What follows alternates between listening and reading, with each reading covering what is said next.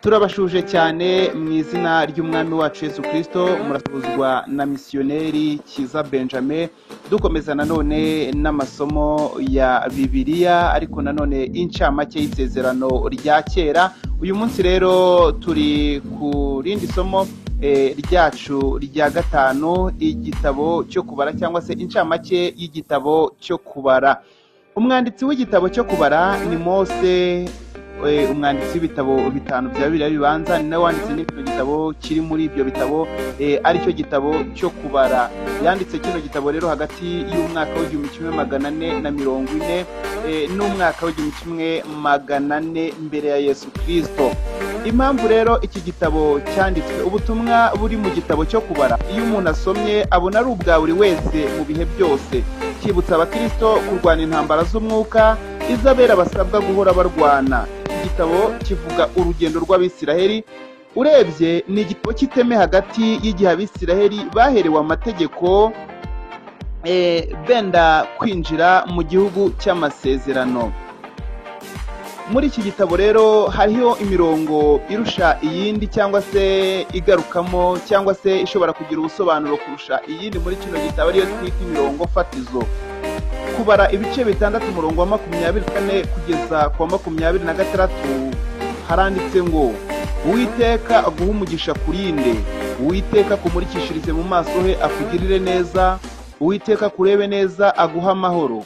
Aya yari amagambo abatambyi bakoreshaga basabira Abisiraheli bose umugisha w'Uwiteka. Kubara ibice 12 umurongo wa 6 kugeza ku wa 8.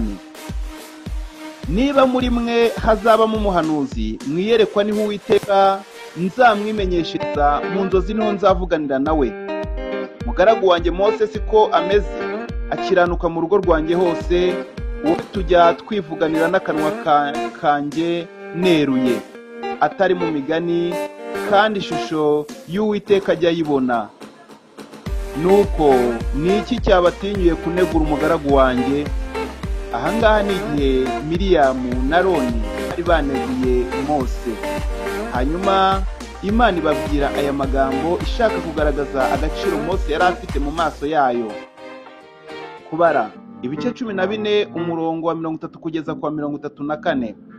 Nukuri ntimuzajya mu gihugu narahiye ndahirishije ukuboko ko nzabatuzamo, keretse Kalebu mwene Yefune na Yosuwa mwene Nuni. Ariko abana bato mwavuze ko bazaba iminyago, abo nibo nzakijyanamo bamenye igihugu mwanze. Ariko mwe intumbi zanyu zizagwa muri ubu butayu, kandi abana banyu bazamara imyaka 40 baragira amatungo mu butayu. Bazagenda n'igihano cyo kurarikira kwanyu kwinshi, bagezaho imibiri yanyu izaba irimbukiye mu butayu, nk'uko iminsi ingana mwatataniyemo muri icyo gihugu. Ukari 40, umunsi uzahwana n'umwaka, niyo muzamara muri hano muzira igihano cyo gukiranirwa kwanyu. Aya magambo Imana yayabwiye Abisiraheli igihe batasi 12 boherezwaga na Mose gutata igihugu cy'i Kanani. Babiri bonyine, Kalebu mwene Yefune na Yosuwa mwene Nuni, bakazana inkuru zihumure. Incamake y'iki gitabo. Hafi y'ibikorwa byose byo mu gitabo cyo kubara byabereye mu butayu, guhera mu mwaka wa 2 kugeza mu mwaka wa 40 w'uruzerero rwabo rwo mu butayu. Ibice 25 bibanza bigaragaza ubuzima bw'Abisiraheli mu butayu, naho ibice bisigaye byibanda ku gisekuru cyakurikiye, aricyo cyagombaga kwinjira mu gihugu cy'amasezerano. Intego yacyo ni ukubara umubare w'Abisiraheli binjiye mu gihugu cy'amasezerano. Ariko nanone ni ukwigisha Abisiraheli kubaha no kubabwira yuko kugoma byakurikirwaga n'imigisha cyangwa imivumo. Iyo wubahaga Imana byakurikirwaga n'umugisha, kandi kugoma byakurikirwaga n'umuvumo. Ikivugwaho cyane mu gitabo cyo kubara ni ukwezwa nk'uko byari mu gitabo cy'Abalewi, ariko muri iki gitabo ho Imana irategura ubwoko bwayo ibuha amabwiriza mbere yo kwinjira mu gihugu cy'amasezerano cya Kanani. Umumaro w'iki gitabo ni mwinshi kuko kivugwaho mu isezerano rya kera inshuro nyinshi. Umwuka Wera yakunze kwibanda mu gice cya mbere cy'iki gitabo. Ijambo ngo ibyabo byatubereye akabarore riboneka mu Baroma 11:22 byerekeye ku byaha Abisirayeli bakoze nuko Imana yabarakariye. Soma nanone Abakorinto ba mbere ibice 10 kugeza ku 12. Mu gitabo cy'Abaroma nanone Pawulo yavuze ko kugira neza kw'Imana kutabera kwatubereye urugero cyane mu minsi yatambutse. Yavuze nanone ku Bisirayeli abagereranya n'igiti mu gitabo cy'Abaroma ibice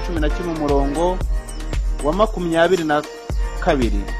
Kiriya giti yavuzeho guhwanyurwaho amashami ni ikimenyetso cyangwa ni ikigereranyo cy'abagomeye Imana mu gitabo cyo kubara, maze bagakurwa ku mubare w'abinjiye mu gihugu cy'amasezerano.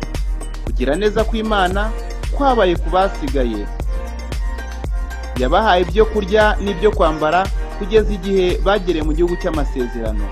Ibi bitwibutsa ubutabera n'urukundo rw'Imana. Ni ibiki byagaragazaga izaba? Byari ishusho y'ibizaba. Imana isaba abantu bayo kwezwa. Uko kwezwa rero kwasohoreye muri Kristo Yesu, waje agasoza amategeko mu cyimbo cyacu. Inkuru ya Mesiya yibanze muri iki gitabo, ni ukuvuga igitambo cy'iriza y'igaju itagira inenge. Mu gice cya 19 cyashushanyaga Yesu Kristo, umwana w'intama w'Imana utagira inenge, ari we gitambo cy'ibyaha byacu. Ya nzoka y'umuringa yamanitswe mu butayu mu gice cya 21, Abisirayeli bagakira indwara zabo, nayo ni igishushanyo cya Yesu Kristo wari kuzamanikwa ku musaraba ngo uwizeye ijambo rye akire mu buryo bw'umwuka. Nk'uko nanone Yesu yongeye kubigarukaho mu gice cya 3 ubwo cy'igitabo cya Yohana, ubwo yaganiraga na Nikodemo. Mu gice cya 24 Balamu yavuze iby'inyenyeri yagombaga kuzaturuka mu byaro rwa Yakobo. Ubu ni ubuhanuzi bwavugaga Kristo ari we nyenyeri yo mu ruturuturu, nk'uko tubisoma mu Byahishuwe ibice 22:16. Kubw'icyubahiro cye n'ubutware bwe no kubw'umucyo umuturukaho, kandi akagira n'inkoni y'ubutware, akaba umwami w'abami ndetse akaba umwami w'ubwami bw'Imana, utwaza inkoni y'ubuntu, ibambe no gukiranuka. Ibyo twakwigira ku gitabo cyo kubara, ikintu kigaragara muri iki gitabo no mu isezerano rishya ni uko icyaha no kugoma bizana ibihano bivuye ku Mana. Ibyo nanone kandi ntitwabura kuvuga ko bigaruka cyane mu isezerano rya kera. Mu rwandiko rwa mbere rw'Abakorinto babivugaho, ndetse no mu Baheburayo ibice 30 igice cya 3:7 kugeza kwa 13 naho bongera kubivugaho babitsindagiye. Ibi byanditswe byandikiwe kutubera akabarore kugira ngo twirinde ibimeze nkabyo byose. Kandi nk'uko Abisirayeli bazerereye mu butayu imyaka 40 kubera kugoma kwabo, niko Imana rimwe na rimwe yemera ko abantu bayivuyeho bazerera mu isi bakababazwa n'irungu n'umuvumo w'icyaha cyabo. Ariko Imana nk'uko yagaruye Abisirayeli mu cyicaro bari bafite umutima wayo, izakomeza kwigaruraho abakristo mu mwanya w'umugisha bari bafite nibihana bakayigarukira. Imana ibaha umugisha bene data mwari mudukurikiye muduteze amatwi. Twari turimo tuvuga ku gitabo cyo kubara. Mbese ku gitabo cyo kubara wigiyemo iki? Ni byinshi cyane twakugira mu gitabo cyo kubara. Mu bitabo 5 bya Mose twigiramo inkuru y'uburyo Imana yaremye isi, kandi uko yatangiye umugambi wayo kuri Aburahamu ukagera kuri Isaka na Yakobo n'Abisiraheli bose, ndetse abo bantu bakagwirira mu gihugu cya Egiputa. Imana ikaza kubakuzaho amaboko akomeye, ariko ubu bakaba bakizerera mu butayu. None se igitabo cyo gutegekwa kwa kabiri tuzarebaho ubutaha kizaba kiduhishiye iki? Ni iki kiri mu gitabo cyo gutegekwa kwa kabiri? Mu ncamake twabwira abantu yuko ari iki igitabo cyo gutegekwa kwa kabiri kivugaho, kandi kari cy'abakristo bakigiraho muri rusange. Ibyo twakugiramo ni byinshi, ariko turakurarikira kuzagikurikirana isomo ryacu rya 6. Igitabo cyo gutegekwa kwa kabiri niryo tuzakurikizaho. Nuko rero turagushimiye kuba udukurikirana. Nyamuneka ujye ukora subscribe, bitwereka yuko uri kumwe natwe kandi ko aya masomo agufitiye umumaro. Imana iguhe umugisha. Mwari kumwe na missionnaire Kiza Benjamin. Naho utaha. Bye bye.